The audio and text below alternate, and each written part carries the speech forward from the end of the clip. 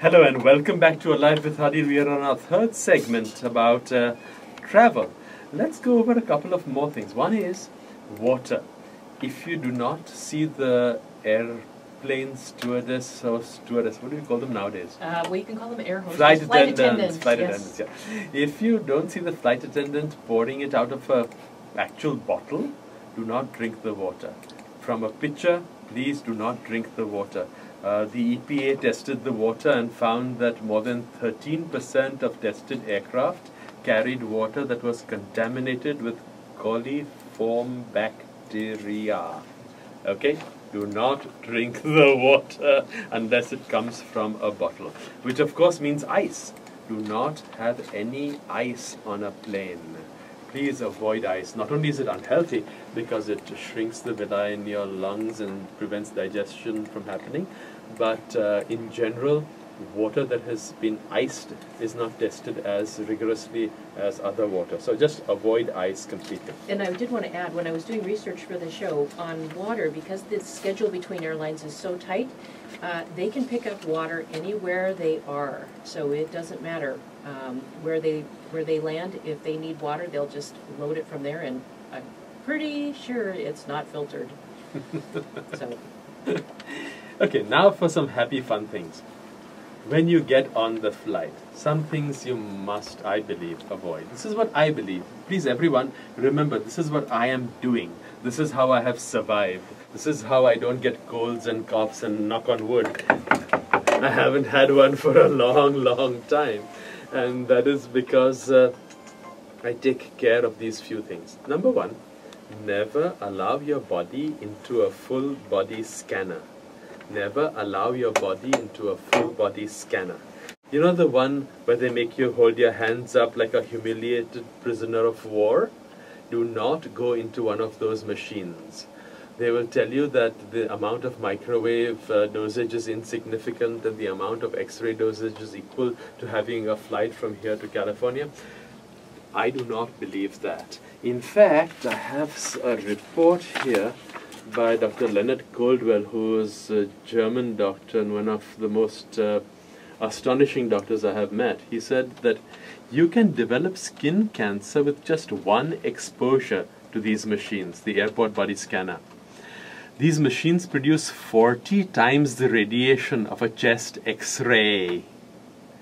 He also says that you increase your chances of bone cancer, and with frequent use there is a probability, though he of course says you will get thyroid cancer, cataracts, become impotent, and if you're pregnant, you may develop problems with the fetus. And he found out that TSA agents have an 800% higher chance of getting cancer just standing at the ends of these machines. Also, it's calibrated all the time, so you never know the dose of radiation that is coming out of it. And he notes that if you can see the bones clearly, then the dose of radiation is even higher. So it's fine to have a physical pat down. I try to watch the lines as I am getting in line, which line is going through the full body scanner and which line is going through the metal detector, and I choose the line that is going through the metal detector. Yes. Yeah. Yes, the small little one. The small little one which looks like a a doorway. Yeah, like a doorway. Yeah, that's okay. It just detects metal. Yes. And it is very sensitive, though. I've had a Sunrider pouch in my pocket, a tiny little film, and they caught it. Yes. Yeah, it's very sensitive, and that's nice. That's safe. And I was going to add, too, is when you go to the airport and you get in line to go through there, they do want to funnel you into those machines. So just pay attention to which lines you're getting in so that you can steer yourself in line with the small little doorway ones, because not every security spot has those big machines yet. Yes, that is nice, exactly. And please, if you get to a machine, which has happened to me, a few airports only have those machines, I say, I opt out. I opt out. O-P-T-O-U-T.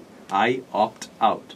Feel free to use those words. There is still some freedom left in our country, and you can exercise that freedom. say, I opt out. Do not go through that machine. Please do not go through that machine. Once inadvertently, Savitri went through the machine when I wasn't watching.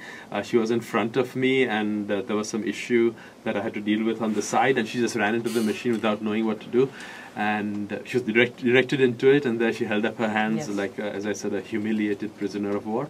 And when she came out, I did not tell her anything because I didn't want to put any psychological impact on it. But she was discombobulated for at least 3 days. Yes. She said, my brain is not functioning. Why is it not functioning? Why is it not functioning? I can feel my aura has been damaged. And I had the same experience. I've only went through one, and I let myself be intimidated by the TSA agent who, was just, real strong woman, said, you have to do this, you have to do this. And it was just that moment I was just not fully present, and I went through that.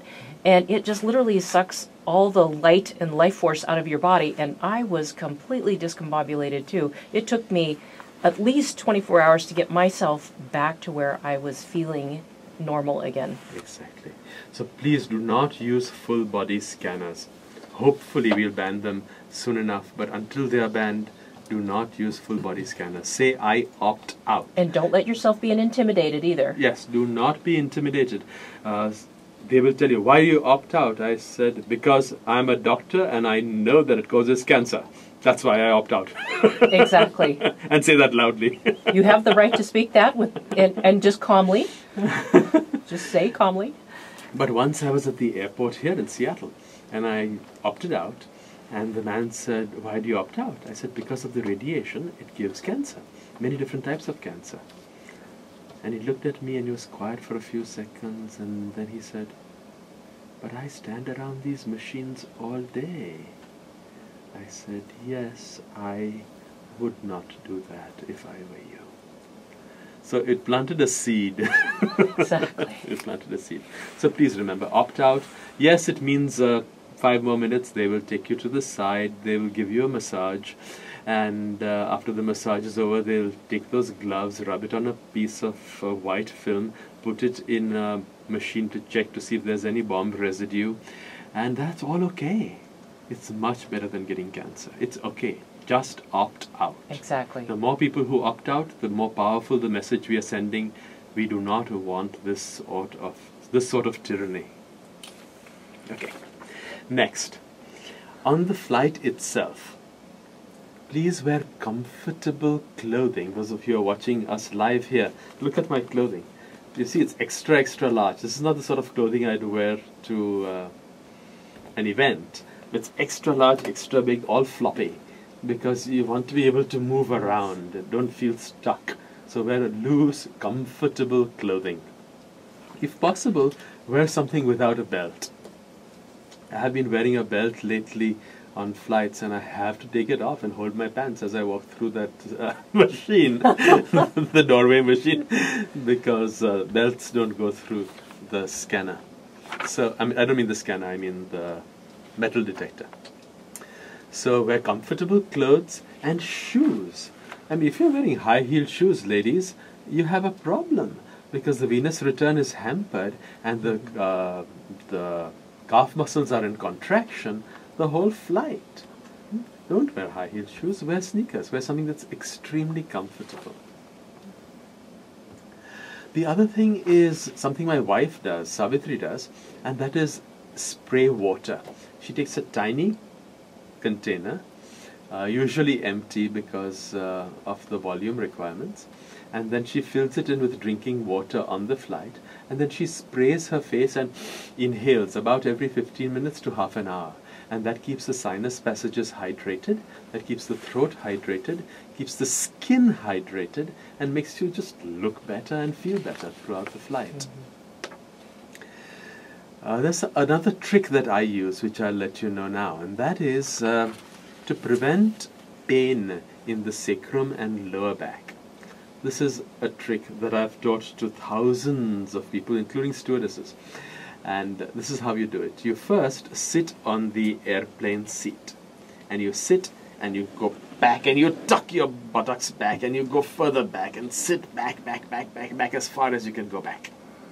Now once you've gone as far as you can go back, You take the pillow. Alaska Airlines does not give pillows anymore, but some airlines do. You take the pillow and you stuff it down at your sacrum level, way down there, way down there. You take the seatbelt and tighten it very, very, very, very tight. I mean, really tight. So now what's happened is that your pelvis is being pulled back, your sacrum is being supported, because most seats don't have any sacral support, they have lumbar support. We don't need lumbar support, we need sacral support. That's what stabilizes the sacroiliac joint. So you stabilize the sacrum, you put the belt on very tight, and then around your knees, just above your knees, those of you watching, it's just above your knees, just about here, that area, just above the knees, you put on a belt. I use a white yoga belt, and you tighten the belt until your thighs are hip width apart. That's it. The belt keeps your thighs hip width apart. The pillow behind your sacrum supports the sacroiliac joint. The seat belt holds your pelvis back and prevents it from flopping around. Now the sacroiliac joint, the pelvis and the hip joints are all in line, as they would be if you were standing properly. Every hour or so you may take it off, walk around a little bit, come back and reset the same procedure so you're not strangulating your blood supply. But this is a method I have used because I had a lot of back pain after 2 very severely herniated discs, and I have found that it works like magic. All over the world people are now using this system so that their lower back can feel comfortable. Aadil, could you use this if you have lower back pain, speaking of travel, and you're driving long distances and you have lower back pain? You could do the same thing in the car? I would not recommend it because of the movement required for braking and accelerating. Okay. But sometimes I do it. Okay. And I've not found any problems, but I cannot recommend it on the air. So I cannot recommend it. Yeah. No. Okay. Well, it looks like our time is running out. Oh my God, we'll be back after a word from our sponsors. This is Aadil Palkhiwala on a Live with Aadil. Stay tuned.